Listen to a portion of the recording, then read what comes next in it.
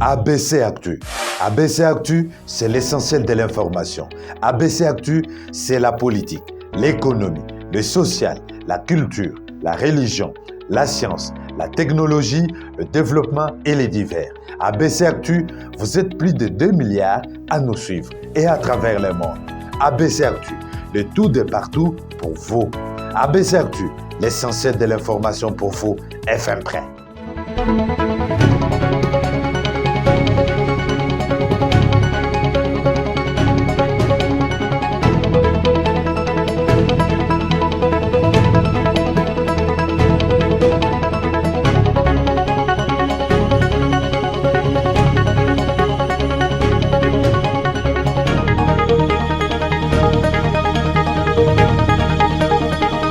Nouveau numéro de votre magazine ABC Actu. Mesdames, Messieurs, bienvenue à la une de l'actualité.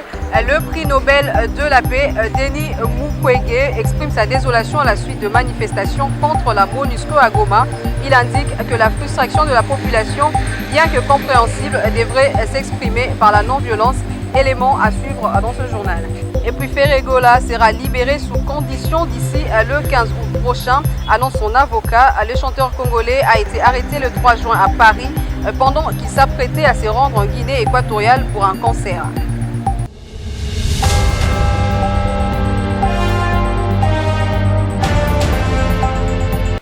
Cette page informative dans le Nord Kivu où les activités socio-économiques sont restées paralysées ce mardi 26 juillet 2022 au centre-ville de Beni dans la province du Nord Kivu. La situation est consécutive à la manifestation anti-MONUSCO des habitants qui exigent le départ de cette force onusienne qu'ils jugent d'inefficace dans le rétablissement de la paix. Regardez.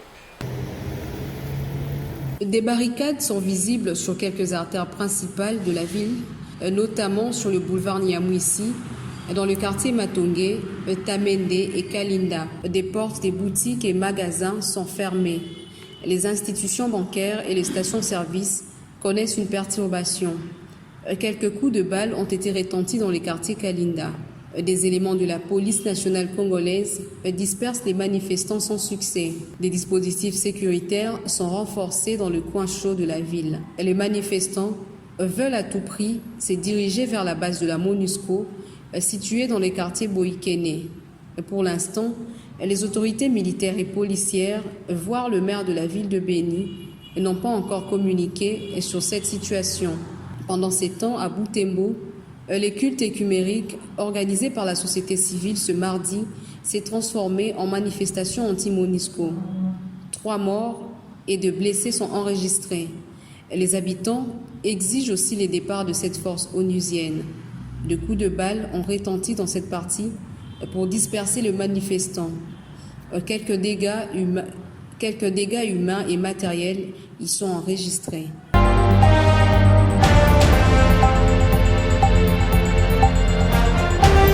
Dans le même registre, bien que la frustration de la population soit compréhensible, elle devrait s'exprimer dans la non-violence. C'est en ces termes que le prix Nobel de la paix, Denis Mukwege, s'est exprimé à la suite de manifestations contre la MONUSCO depuis lundi à Goma. Dr Mukwege condamne l'usage disproportionné de la force à l'endroit de manifestants. Pour lui, il y avait moyen de réclamer à la communauté internationale plus de sanctions à l'encontre de commanditaires de massacres et de actes terroristes à l'est de notre pays.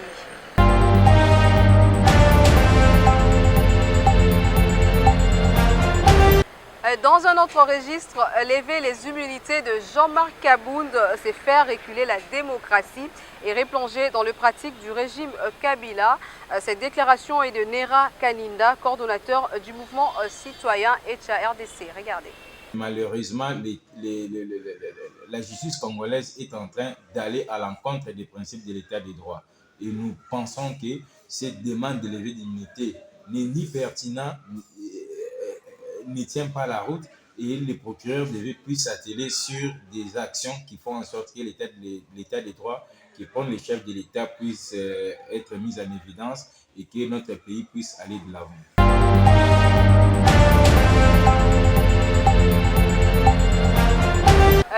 L'honorable princesse Dominique Munongo Inamizé continue toujours avec ses vacances parlementaires dans son territoire de Lubudi. Suivez cet extrait que vous propose notre rédaction.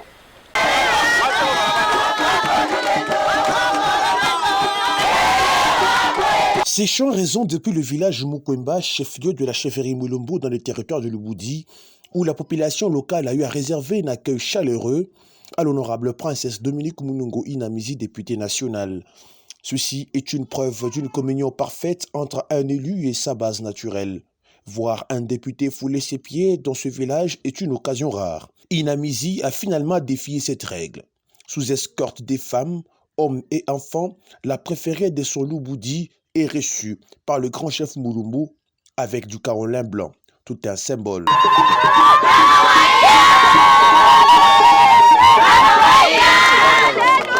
Prenant la parole, Dominique Munongo Inamizé a remercié les uns les autres pour l'accueil lui réservé.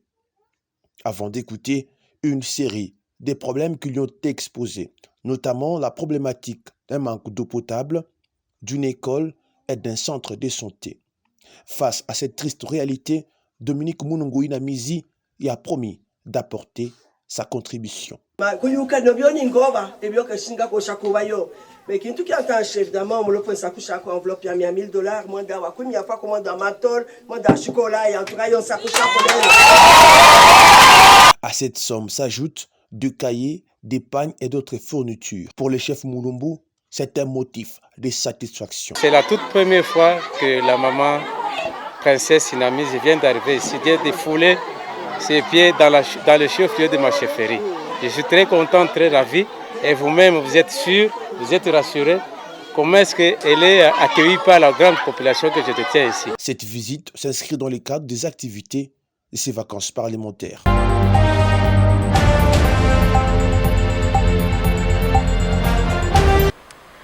Dans l'actualité également, l'Institut des sciences parlementaires a organisé une formation à l'intention des candidats députés pour les élections en 2023. Ensemble pour la République était représenté par Madame Solange Mafuta de DFC. Suivez. Qui veut aller loin, ménage sa monture, dit-on. C'est dans ce sens qu'Ensemble pour la République affûte ses armes pour les échéances électorales de 2023. Ainsi, les stratégies électorales sont peaufinées en faveur de futurs candidats de ces partis, avec, entre autres, la participation aux 4 jours de séminaires de formation organisés par l'Institut supérieur d'études parlementaires, ICEP en sigle. Parmi les participants figure la coordonnatrice nationale adjointe de la Ligue de femmes en charge de communication et mobilisation, Solange Mafuta, qui loue l'initiative du parti cher à Moïse Katumbi. Voilà, nous venons de terminer les 4 jours de séminaire organisés par l'Institut supérieur des sciences parlementaires qui portait sur l'organisation, les stratégies pour organiser des bonnes élections en 2023 et l'initiation aux exercices, aux pratiques parlementaires. Donc nous répétons tous les jours ensemble qu'avec Moïse Katumbi, un autre Congo est possible, mais il sera, pour que cette phrase ne soit pas un slogan creux et sans vie, il faut qu'il soit entouré d'élus conscients des responsabilités qui leur incombent. Alors, il faut souffrir d'apprendre, il faut souffrir d'étudier, il faut être au courant de ce qui se passe pour éviter que nous soyons encore face à la médiocrité et à l'amateurisme que nous déplorons depuis déjà plusieurs années dans ce pays. Notez que ces 4 jours de séminaire de formation des l'ICEP se sont clôturés par la remise de diplômes aux récipiendaires.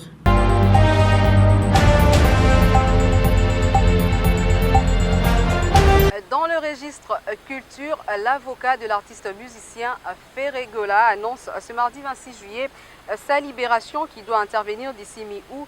Si tout va bien, il informe le fan que ce sera une libération conditionnelle et ces conditions seront fixées par les juges d'application de texte.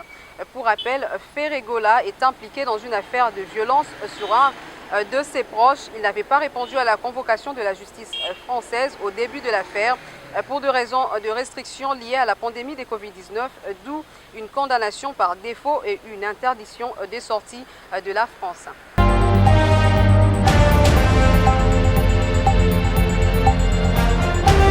Parlons sport à présent. Le coup d'envoi de la deuxième édition de la Ligue nationale de football des jeunes, l'INAFJ, sera donné ce vendredi 29 juillet à Kinshasa à l'issue du tirage au sort tenu ce lundi au siège de la FECOFA.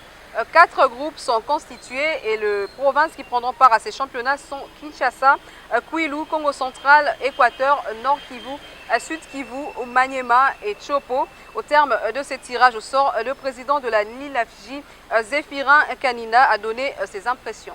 Vous avez assisté à ces tirages au sort. 8 provinces se sont fait annoncer. 8 ligues, c'est quand même quelque chose de positif.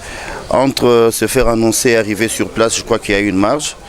Nous attendons les arrivées effectives et vendredi donner le coup d'envoi. Il y a de ces gouverneurs qui hésitent encore, ils se demandent est-ce que la compétition aura lieu ou aura-t-elle pas lieu. Et là, c'est l'occasion pour dire à ces gouverneurs, il y a certains gouverneurs qui ont envoyé leur délégation, donc n'hésitez pas, la compétition aura bel et bien lieu. Il y a 4 équipes qui ne sont pas encore sur place, je n'aimerais pas les citer, et je crois que les gouvernements provinciaux qui ont ces dossiers à traiter pour que ces équipes se déplacent auront à faire diligence pour que ces équipes payent de place dans les avions et venir se joindre à la grande fête du football de la jeunesse congolaise. Nous retenons d'abord que la direction technique nationale a besoin de compétitions. En ce moment, nous organisons le championnat des centres de formation Centre Koarapova. Il y a cette compétition de U17 qui arrive. Avec nos équipes nationales, nous devons arrêter de croire qu'il y aura des générations spontanées. Il faut qu'il y ait des générations préparées. Et cette préparation passe par des compétitions de jeunes. Et ces compétitions existent. Les gens disent que ça n'existe pas. Ces compétitions existent. Aujourd'hui, j'aurais bien voulu voir le responsable du club de haut niveau, de la Ligue 1 par exemple, dans la salle. Pourquoi? Tout simplement, aujourd'hui, on appelle les jeunes gens, on les regroupe, on procède à ce qu'on appelle le recrutement populaire, alors qu'il y a moyen d'avoir un recrutement. On doit être dans un processus. On ne peut pas aujourd'hui créer des choses comme si on le créait de bout du doigt. Aujourd'hui, avec le message du DTN, je comprends aussi que j'ai l'habitude de le dire et le DTN le dit et je crois que tous les amis qui étaient dans la salle ont compris. Les parents doivent aider les encadreurs de jeunes à avoir des enfants qui ont réellement l'âge. Ne nous amenez pas des enfants avec qui vous nous disiez que ils ont âge à balayer. Cette histoire-là doit s'arrêter. Avec ce que le DTN vient de dire, on comprend que la prise de conscience doit commencer d'abord à la base, et pour le formateur, et pour le joueur, et pour le dirigeant, et pour nous tous. Nous devons tous être au service de l'encadrement de la jeunesse, mais que ça soit fait à la base, avec sérieux, sincérité et honnêteté.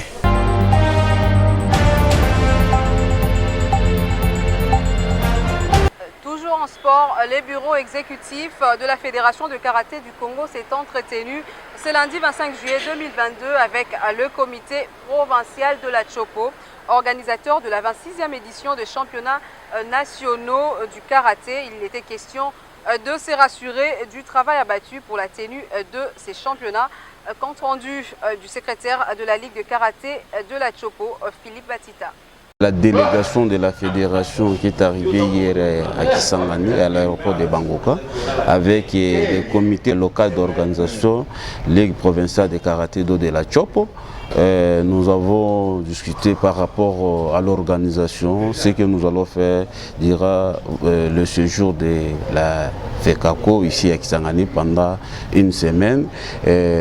Sur le plan organisationnel, c'est que les délégations vont venir de n'importe quel coin de la RDC, les provinces, ainsi que sur l'hébergement, la restauration, et ainsi que dans l'ensemble de l'organisation, comment ça sera l'équipe de la fédération, les bureaux, leur logement. Nous avons bien préparé en avance. Nous vous rassurons vraiment qu'il y aura vraiment une organisation tout aux zénith, parce que presque tout est là, les tatamis sont déjà là et nous avons pris contact avec les autorités, les opérateurs économiques, les délégations arrivent.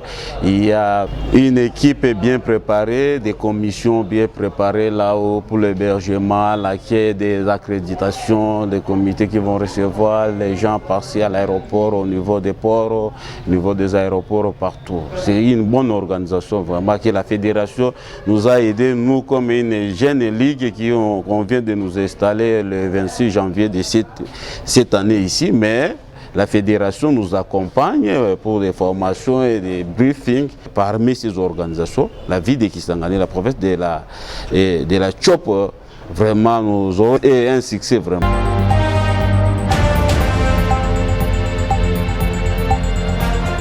Ainsi s'achève ce numéro d'ABC Actu, mesdames, messieurs.